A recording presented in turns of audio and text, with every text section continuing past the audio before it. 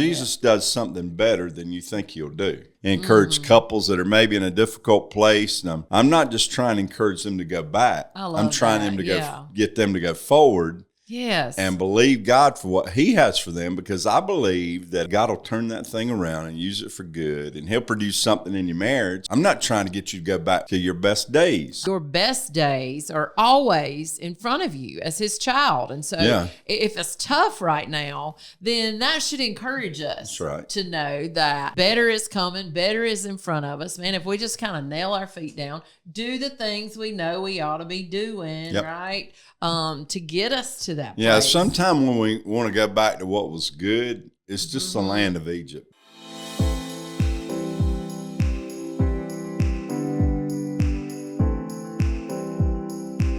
Your home, it matters. You're there to make a difference. Well, it is Home Matters podcast time. Yep. Welcome Home Matters. Glad you are joining us today. I'm excited that you are with us. I'm telling you, it was a couple, I don't know, sometime recently in recording podcast, you said something about the dog days of summer. Yep. I mean, if we aren't there yet, we won't make it. I mean, the humidity. Warm.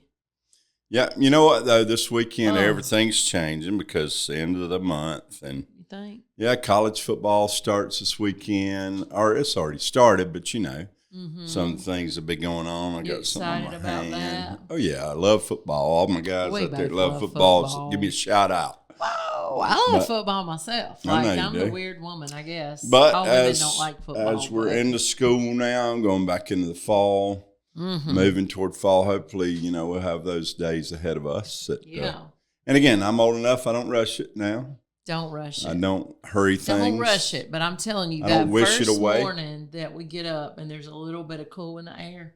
I'm there. Whew, man. Always. I mean, the humidity and what it does to my hair is unbelievable. It does it to mine, too. Start out the day here. Yeah. And, hey. We better jump in real quick. We've been talking about the feeling of love and in love things, staying in love, remaining in love, and that's all good. But, you know, just the fact that sometimes couples feel like they kind of lost that. Just encouraging them to continue to pursue that. But I love the topic today. I love it.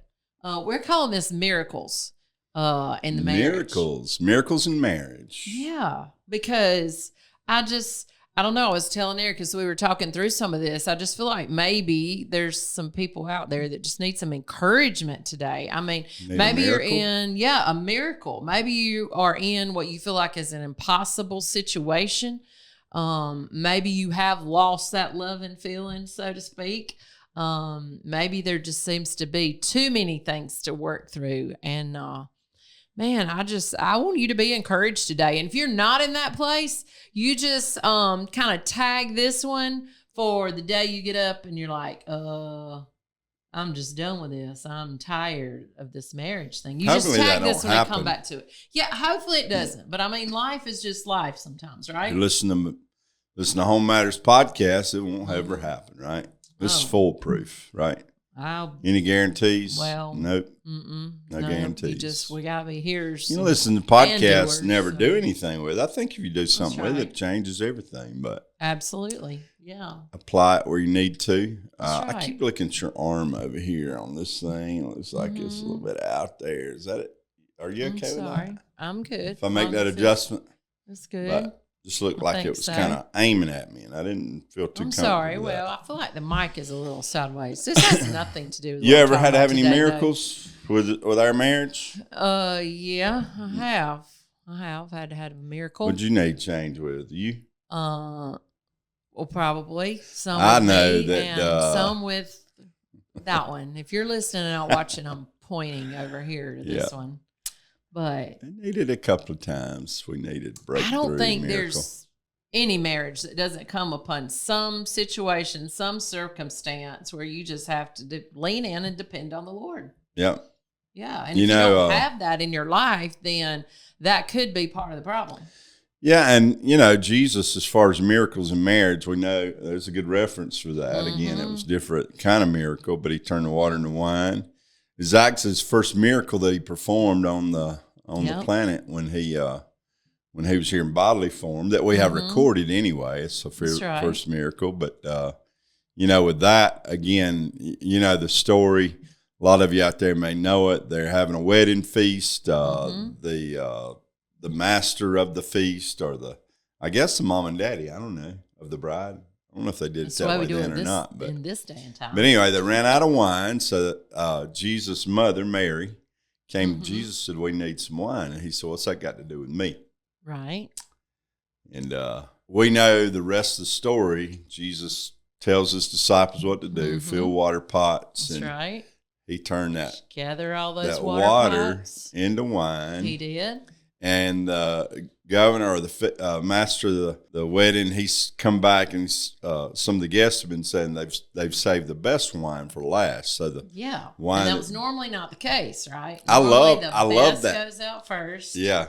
And then they just kind of, after they get a little bit, drinking a lot of wine. After usually they'd bring out the worst wine, or the secondary wine. I don't know what it would be called, but anyway. I love that. I love that thought, though. Again, that and I could get preachy here, but actually, what Jesus did. Well, Jesus does something better than you think He'll do. And again, He when the Lord is working in your life, I do believe. I say it all the time. I encourage couples that are maybe in a difficult place, and I'm not just trying to encourage them to go back.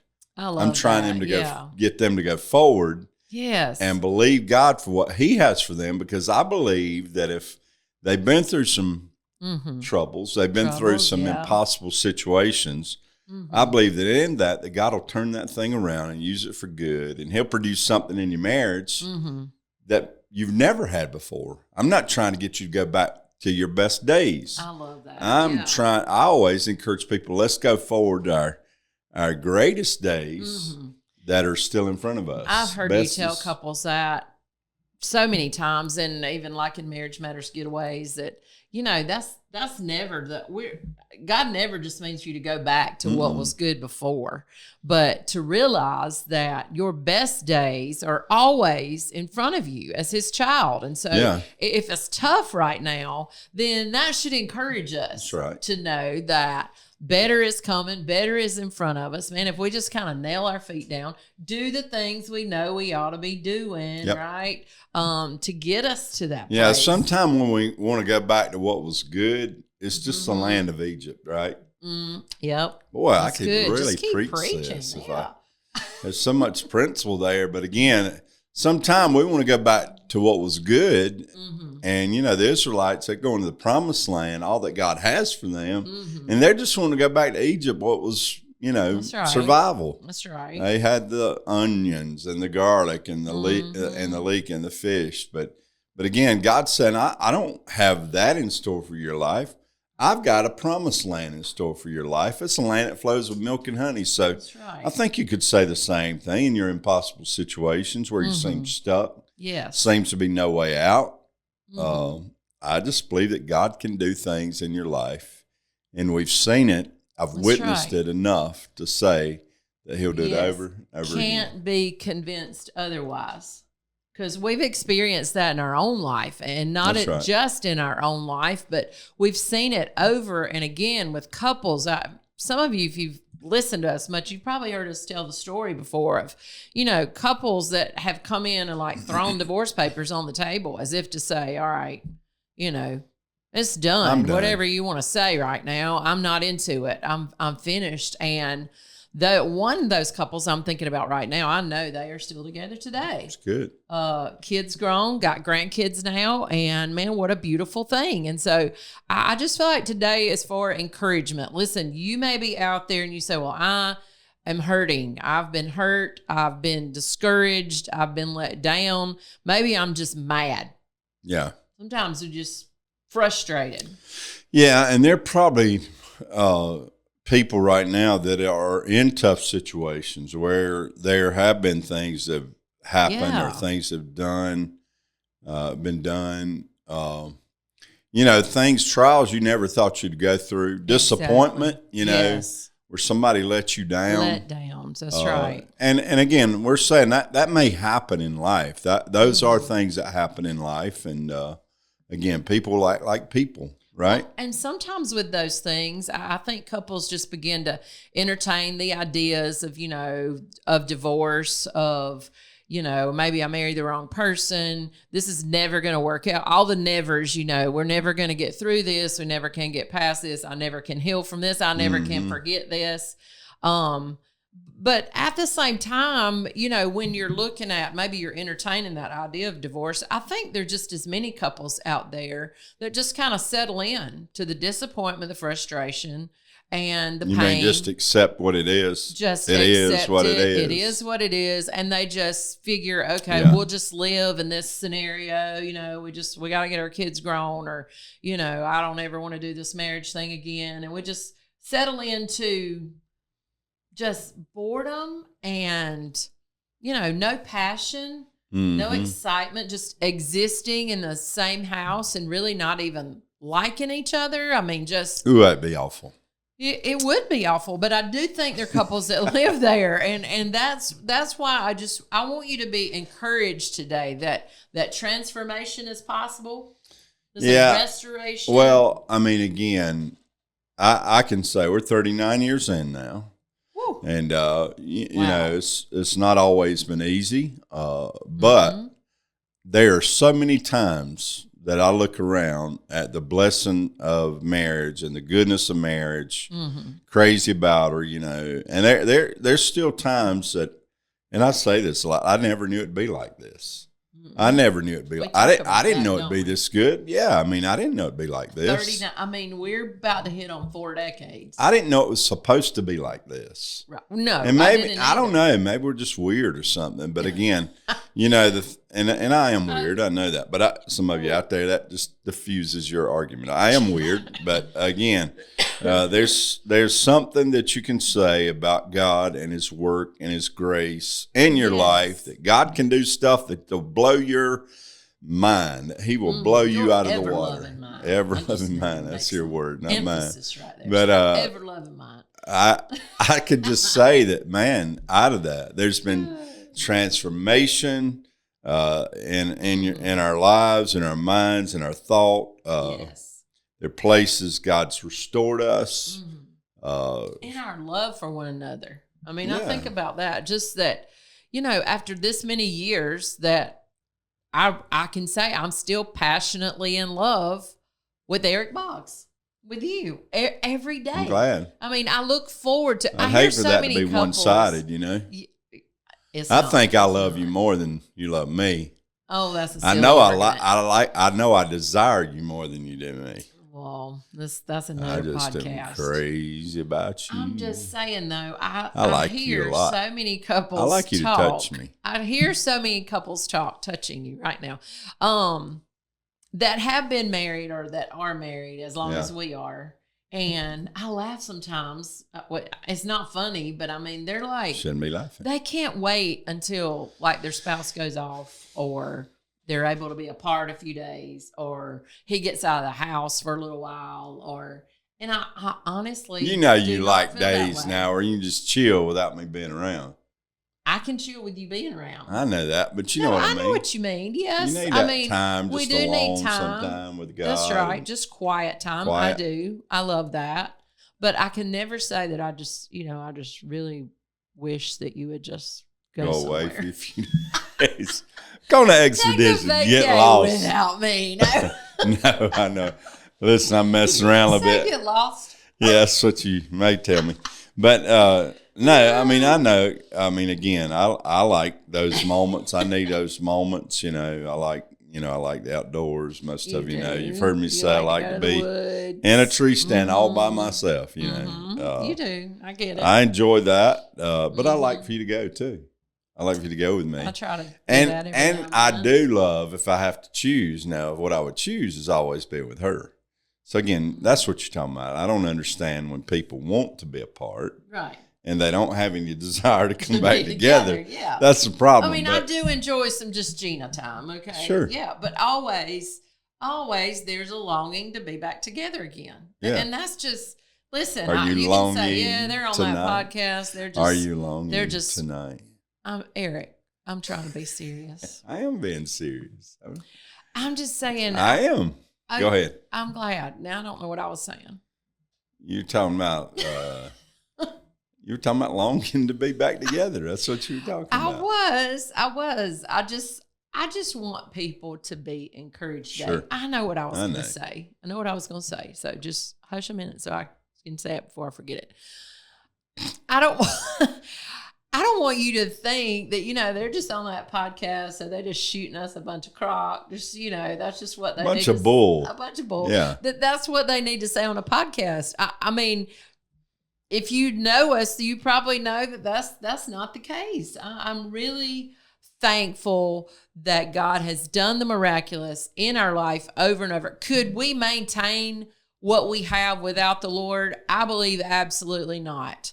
I don't think we would be, I know we wouldn't be where we are today without the Lord, without even some struggles and some times that we've gone through that were tough, that were not comfortable, that I didn't like, that I would not like to go through again. But at the same time, realizing that in the miraculous, God has brought us to a place that I believe we never would have been before the trouble, before the trial.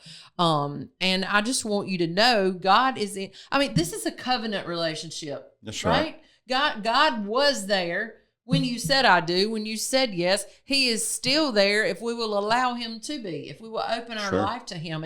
And he is for you. He is for your marriage. He's for your relationship. And he will do everything that is possible to make it everything it's supposed to be if he can get a little cooperation from us, right? Yep.